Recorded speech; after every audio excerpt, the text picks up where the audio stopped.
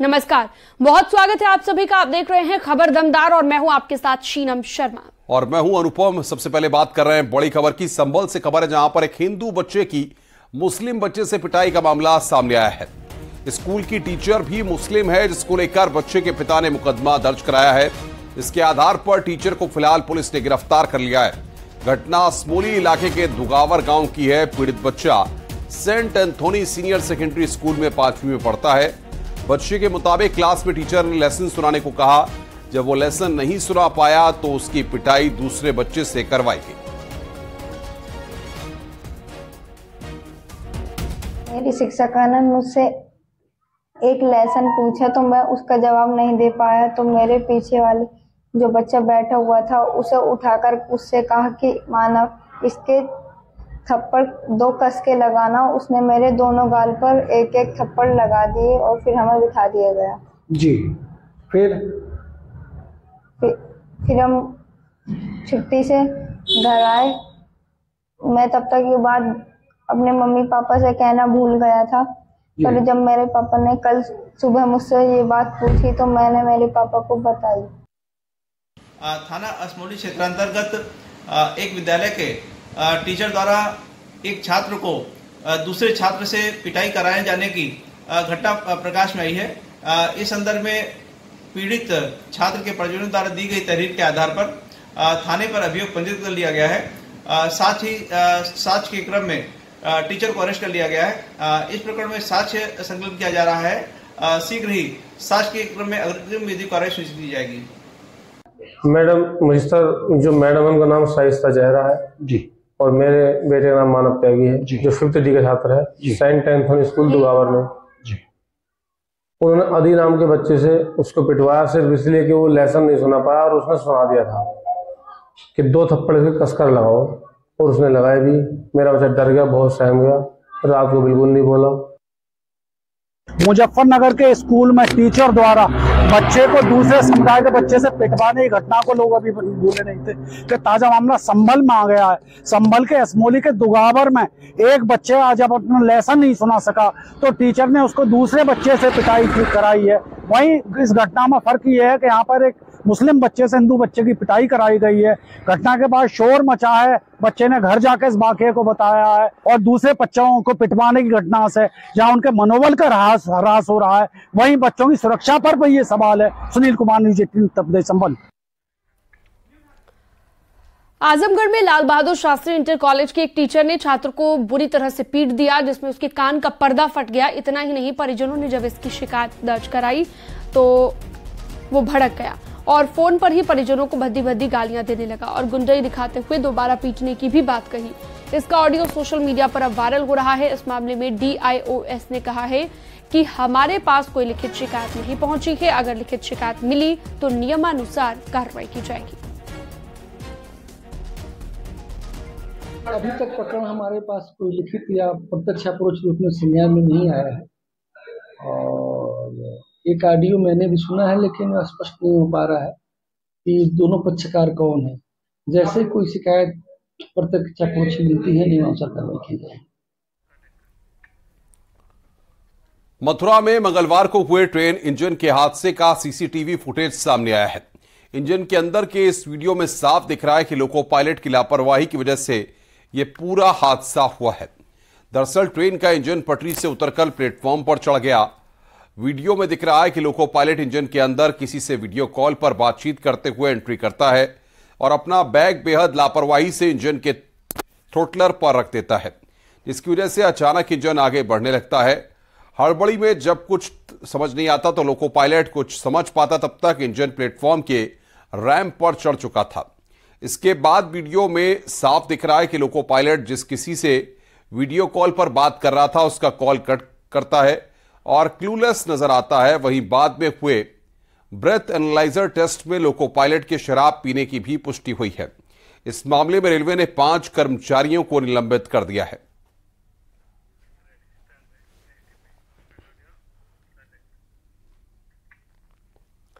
चलिए आगे बढ़ते हैं। प्रतापगढ़ रेलवे स्टेशन पर एक नशेड़ी का ड्रामा देखने को मिला, जहां पर शराब के नशे में धुत शख्स टीसी से बदतमीजी करता दिखाई दिया, जिसके बाद आरपीएफ के दारोगा ने शराबी को पकड़कर प्लेटफॉर्म से बाहर खदेड़ दिया।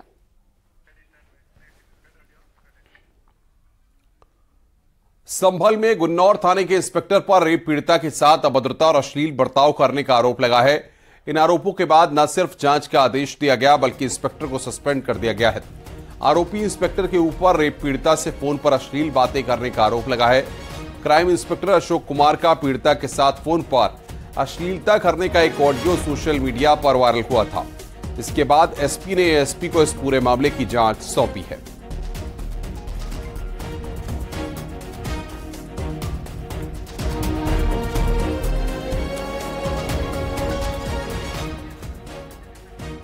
वही वायरल ऑडियो में इंस्पेक्टर किस कदर अश्लीलता कर रहा है और किस तरीके से अश्लील बातें की जा रही हैं वो हम आपको सुनवाते हैं। हेलो, हाँ कौन? साहब बोल रहे हैं। बताओ। अच्छा, जो उस दिन डॉक्टरी हुई थी तेरी वहाँ डॉक्टरनी के पास, तो उसने क्या क्या चीज चेक करी थी? बिन्ने तो कुछ भी ना करी, वही करी बस। क्या जी करने वाली होती वो करी? बताओ ना। मैं नौकरी बार बार में शर्म लग रही है तो मैं ना पता जो करो सो।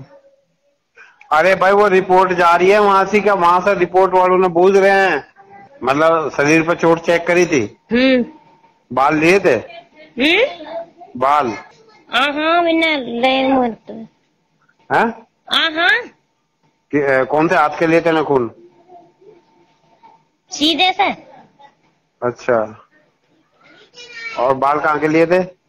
जहाँ के ले जाते तंकी। अरे यार, तुम नहीं बताना तो फोन रख दो फोन। गुन्नौर में नियुक्त निरीक्षक अपराध श्री अशोक कुमार द्वारा कहे गए आपत्तिजनक शब्दों के संदर्भ में एक ऑडियो क्लिप प्राप्त हुआ था। इस संदर्भ में क्षेत्राधिकारी गुन्नौर द्वारा आख्या प्रस्तुत की गई है। इस आख्या के क्रम में पुलिस अधीक्षक महोदय द्वारा आरोपी निरीक्षक को सस्पेंड कर दिया गया है। इस संदर्भ में अग्रिम जांच मेरे द्वारा की जा रही है। शीघ्र ही साक्ष्य संकलन किया जाएगा, तदनुसार अग्रिम कार्रवाई सुनिश्चित की जाएगी। झांसी में रेलवे मजिस्ट्रेट कोर्ट से फरार हुए 50,000 के इनामी बदमाश से जीआरपी की मुठभेड़ हो गई और इस मुठभेड़ में इनामी बदमाश हजरत पुलिस की गोली लगने से घायल हो गया था। गंभीर हालत में उसे अस्पताल में भर्ती कराया गया। जिला अस्पताल उसे ले जाया गया। 50,000 का इनामी बदमाश था ये। और आपको ये भी बता दें कि 19 सितंबर को कोर्ट में पेशी के लिए लाए गए 7 बंदियों में से 3 कैदी पुलिस वैन से फरार हो गए थे। फरार 3 कैदियों में पुलिस ने 2 बंदियों को अब गिरफ्तार कर लिया है। वहीं एक कैदी अभी भी पुलिस की गिरफ्त से दूर है। इनामिया कैदी को जीआरपी ने सीपरी बाजार थाना क्षेत्र के ओवरब्रिज के नीचे से मुठभेड़ के दौरान गिरफ्तार कर लिया है। मुखबिर की सूचना के अनुसार इस व्यक्ति द्वारा ये यहाँ पे आ रहा था, तो इसको जब रोकने का इशारा किया गया, इस व्यक्ति द्वारा जीआरपी पुलिस पर फायर किया गया। आत्मरक्षार्थ में, सेल्फ डिफेंस में पुलिस के द्वारा जवाबी कार्रवाई की गई, जिसमें उस व्यक्ति को पैर में गोली लगी है। इस व्यक्ति से जब पूछताछ की गई तो पता चला ये 50,000 का इनामिया है, जो 19 सितंबर जो कचहरी से यहाँ पे रेलवे मजिस्ट्रेट कोर्ट से फरार हो गया था। इसके साथ में 2 अन्य अभियुक्त और थे जो फरार हो गए थे। उसमें एक की गिरफ्तारी पहले हो चुकी है, एक अभी भी फरार चल रहा है। आगे बढ़ते हैं। खबर कानपुर से। दवा व्यापारी अमोलदीप के साथ हुई मारपीट का मामला तूल पकड़ता जा रहा है। एक तरफ अमोलदीप की इस मारपीट में आंखों की रोशनी जाने की जानकारी सामने आई है, तो वहीं दूसरी तरफ स्थानीय बीजेपी नेता पार्षद सौम्या शुक्ला और उनके पति अंकित शुक्ला को निर्दोष साबित करने की कोशिश में जुटे हुए हैं। दरअसल पार्षद और उनके पति दवा कारोबारी से मारपीट के मामले में आरोपी हैं और इसी मामले को लेकर बीजेपी का एक प्रतिनिधिमंडल पुलिस कमिश्नर से मिलने पहुंचा।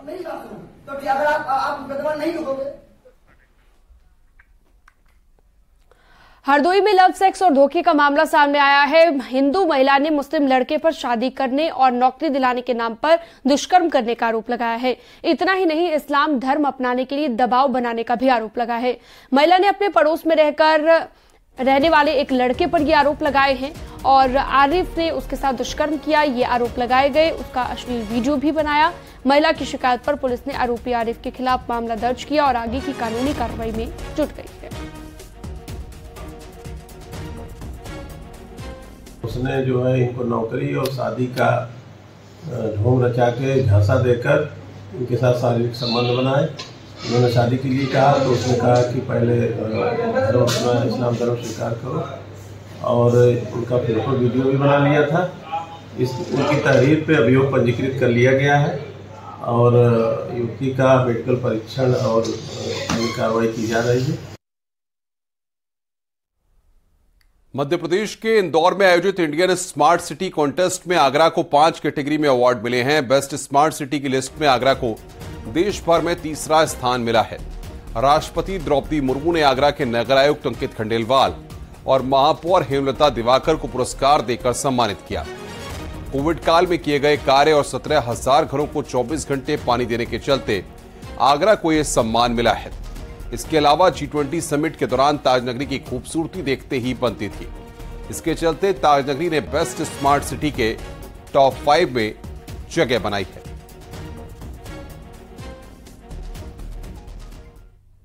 इसमें आगरा स्मार्ट सिटी को तीसरा स्थान प्राप्त हुआ है। मध्य प्रदेश के इंदौर में हुए इंडियन स्मार्ट सिटी कॉन्टेस्ट में राष्ट्रपति द्रौपदी मुर्मू ने नगर आयुक्त अंकित खंडेलवाल और महापौर हेमलता दिवाकर को इसको लेकर सम्मानित किया है। और वहीं आपको बता दें कि G20 समिट के दौरान ताजनगरी आगरा की सड़कें और ताजनगरी आगरा को ताज की तरह सुंदर कर दिया था। इसी को लेकर आगरा स्मार्ट सिटी को तीसरा स्थान देश में मिला है।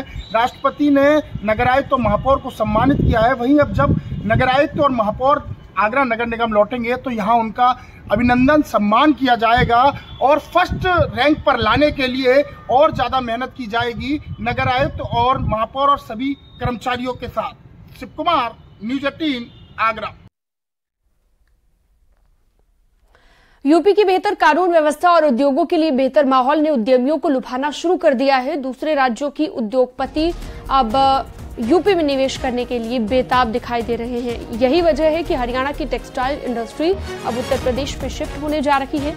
हरियाणा की टेक्सटाइल इंडस्ट्री यूपी में 2000 करोड़ से ज्यादा का निवेश कर अपनी 50 से ज्यादा यूनिट स्थापित करने की तैयारी में है। हरियाणा की टेक्सटाइल इंडस्ट्री से जुड़े हुए उद्योगपतियों ने पिछले दिनों सीएम योगी आदित्यनाथ से मुलाकात की थी। सीएम योगी ने इन उद्योगपतियों को यूपी में निवेश के लिए हर संभव मदद करने का भरोसा दिया था।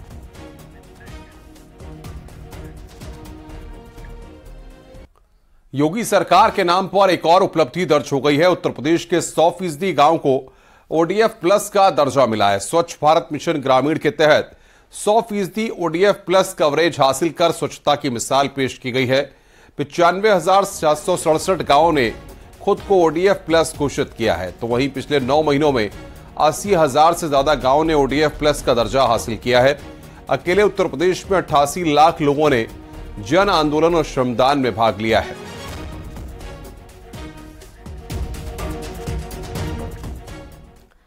मेरठ में बीजेपी प्रदेश अध्यक्ष भूपेंद्र चौधरी ने यूपी की सभी 80 लोकसभा सीट जीतने का दावा किया है। उनसे बातचीत की हमारे सहयोगी उमेश श्रीवास्तव ने। रायबरेली को लेकर क्या प्लानिंग? नहीं, हमारी पार्टी एक विचारधारा से जुड़े लोगों का समूह है। हम केंद्र और राज्य में सरकार में, हमारी सरकार ने केंद्र में राज्य में जो जो काम हम लोगों ने किए उन सारे कामों को लेकर अपना रिपोर्ट कार्ड लेकर हम लगातार, हमारी पार्टी का एक कार्यकर्ता माननीय प्रधानमंत्री जी और माननीय मुख्यमंत्री जी तो सभी विधायक सांसद लगातार जनता के बीच में हैं और जो काम हमने किए हैं उन कामों के आधार पर हमें विश्वास है कि प्रदेश की जनता उत्तर प्रदेश की सभी सीटें भारतीय जनता पार्टी को मोदी जी के नेतृत्व में देगी। जी, अखिलेश डिंपल को कैसे घेरेंगे मैनपुरी में और सोनिया गांधी रायबरेली में, इनको कैसे घेरने की प्लानिंग है? क्या यहाँ पर कार्यकर्ताओं की फौज उतारने की पूरी तैयारी? नहीं, मैंने कहा फौज उतारने की, हमारे पास हर बूथ पर कार्यकर्ता है। हमारा संगठन नीचे तक है, हर गांव तक हमारा संगठन है और हमारे कार्यकर्ता अपने कामों को लेकर, अपने सरकार के काम, अपने संगठन के काम, रचनात्मक काम, सेवा के काम को लेकर लगातार जनता के बीच में। ये प्रश्न आपको उन लोगों से पूछना चाहिए जो क्षेत्र में आते नहीं, जाते नहीं, जनता से उनका संपर्क नहीं, संवाद नहीं, और जब चुनाव आएगा तो गठबंधन की बात करेंगे, जनता का मुद्दों से ध्यान हटकाने की बात करेंगे। हमारे लिए हमारी सरकार के काम और हमारे संगठन के काम। अखिलेश यादव के बयान पर कांग्रेस के यूपी प्रदेश अध्यक्ष अजय राय ने पलटवार किया है। अजय राय ने कहा कि अखिलेश के कहने से पहले घोसी में कांग्रेस ने समर्थन दिया था। जो परिवार में होते हैं उन्हें मांगने की जरूरत नहीं पड़ती। और जब इंडिया परिवार के आप सदस्य हैं तो हम आगे बढ़कर उसमें आपको सहयोग कर रहे हैं, आपके साथ खड़े हैं। तो जैसे आपने घोसी में हमने समर्थन किया, उसी प्रकार आपको खुद आगे बागेश्वर में समर्थन उत्तराखंड में करना चाहिए था। और जब आप एक परिवार के सदस्य हैं, इंडिया परिवार जब बन रहा है इतना बड़ा, उस परिवार के सदस्य हैं, तो उसमें मांगने देने का प्रश्न नहीं उठता। और अगर हम सदस्य हैं तो हम आगे बढ़कर देंगे, या फिर ये हो कि मैं उस परिवार का सदस्य नहीं हूं।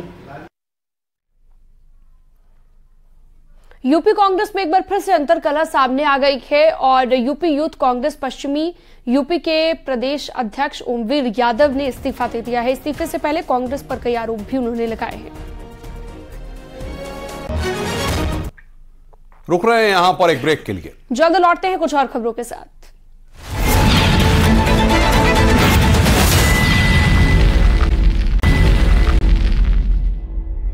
स्वागत है। ब्रेक के बाद खबरों का सिलसिला आगे बढ़ाते हैं। आगरा पुलिस और मिर्ची गैंग के साथ मुठभेड़ हो गई। गिरफ्तार 5 लुटेरों ने कबूल किया है कि बीते दिनों हुई 2 लूट की घटनाओं को अंजाम दे चुके हैं। लुटेरों ने बताया कि आर्थिक तंगी के चलते मिर्ची गैंग में शामिल हुए थे। पुलिस ने इनके पास से 2 बाइक, 2 तमंचे, कारतूस और नकदी भी बरामद की है। देखिए, आज दिनांक 28 सितंबर 2023 को थाना जगदीशपुरा और surveillance SOG team commissionerate Agra के द्वारा एक गैंग जो विगत 3 दिनों में 2 घटनाएं लूट की और 1 लूट की घटना का प्रयास, पहले आंखों में मिर्ची डालता था और फिर लूट की घटना कारित करता था, इस गैंग को पकड़ा है। इसके 5 अभियुक्त गिरफ्तार हुए हैं और इनके पास से 2 मोटरसाइकिल्स, 2 इलीगल वेपन, कुछ राउंड्स और 11,000 रुपए कैश बरामद हुए हैं। कुशीनगर में कसिया इलाके में ईद मिलादुन्नबी जुलूस के दौरान विशेष समुदाय के युवकों ने एक घर पर पथराव कर दिया, जिसका वीडियो लगातार वायरल हो रहा है। पथराव के बाद ये उपद्रवी मौके से फरार हो गए। वायरल वीडियो के आधार पर पुलिस ने 6 आरोपियों को गिरफ्तार कर लिया है। घटना गोला बाजार की है।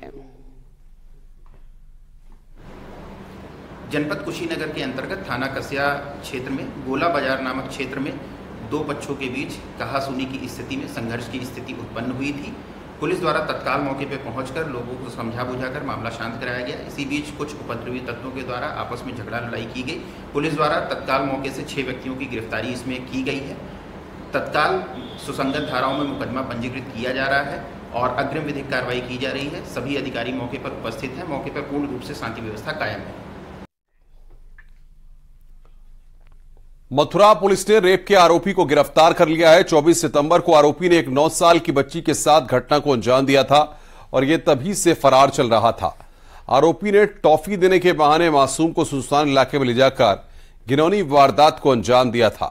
आज पुलिस ने रेप के इस आरोपी को महावन इलाके से किशनपुर अंडरपास से गिरफ्तार किया और जेल की सलाखों के पीछे भेज दिया।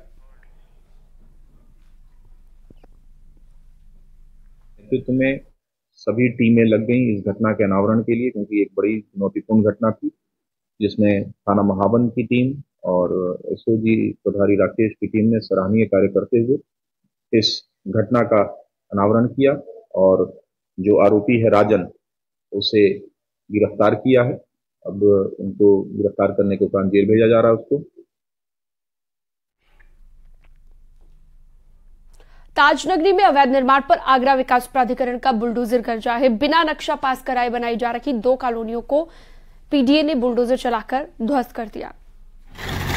माफ कीजिएगा, दरअसल एडीए पंचवटी एनक्लेव के अवैध निर्माण पर बुलडोजर चलाया गया है। ये कॉलोनी 3000 वर्ग मीटर में बन रही थी और इसके अलावा हाजी नफीस के अवैध निर्माण को भी ध्वस्त किया गया। करीब 4000 वर्ग मीटर में बन रही अवैध कॉलोनी को ध्वस्त किया गया।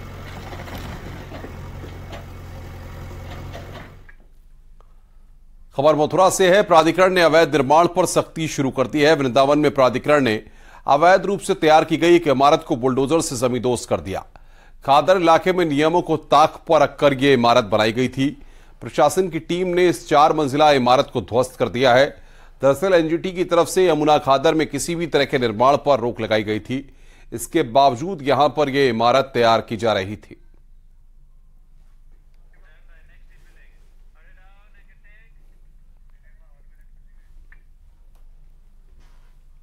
अयोध्या में भगवान रामलला का भव्य मंदिर बनकर तैयार हो गया है, जिसका एक्सक्लूसिव वीडियो भी सामने आ गया है।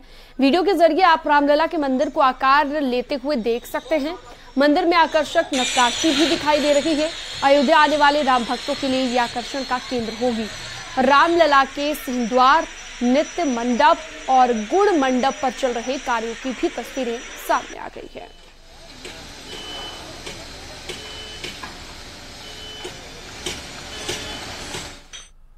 अयोध्या में होने वाले दीपोत्सव को लेकर एक बार फिर बड़ी तैयारी है। राष्ट्रपति द्रौपदी मुर्मू इसमें शामिल हो सकती हैं। यूपी सरकार ने राष्ट्रपति को निमंत्रण भेजा है। दीपोत्सव पर इस बार 21 लाख दिए जलाए जाएंगे। तो सरकार ने राष्ट्रपति को निमंत्रण भेजा है।